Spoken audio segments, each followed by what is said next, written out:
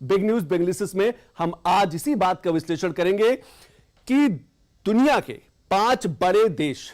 इस समय युद्धग्रस्त हैं। रूस पहले से ही लगभग 2.5 साल से ज्यादा हो गया है कि वो यूक्रेन के साथ युद्ध लड़ रहा है और इस युद्ध के बीच में ब्रिक्स की बैठक होना, वो भी रूस के कजान शहर में बैठक होना, वहां से 350 किलोमीटर अगर दूर कजान से पश्चिमी शोर की तरफ बढ़ते हैं तो वहां पर रूस और यूक्रेन की सेनाएं आपस में भिड़ी हुई हैं। आप समझ सकते हैं कि दुनिया के सामने इस समय 2 बड़ी तस्वीरें, एक वो तस्वीर जो युद्ध की है, जो विनाश लाती है, जो कहा जा सकता है कि मौत और मातम के जो बादल है वो लेकर आती है, और दूसरी जो तस्वीर है वो ब्रिक्स की बड़ी तस्वीर है। ब्रिक्स में जहां पर समस्याओं का समाधान निकाला जाएगा, आर्थिक व्यापार को कैसे बढ़ावा दिया जा सकता है, देश कैसे आगे बढ़ सकते हैं, इस पर बात होगी। तो आप समझ सकते हैं कि एक देश में 2 तस्वीरों का होना कितना महत्वपूर्ण हो जाता है। एक छोर उस देश का युद्धग्रस्त है, संकट से युद्ध से लड़ाई कर रहा है, यूक्रेन के साथ लड़ रहा है, और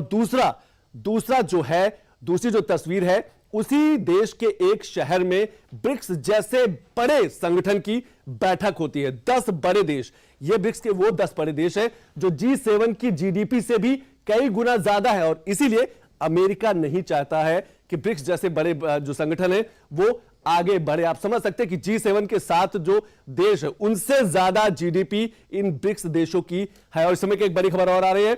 भारत चीन के बीच LAC समझौते को लेकर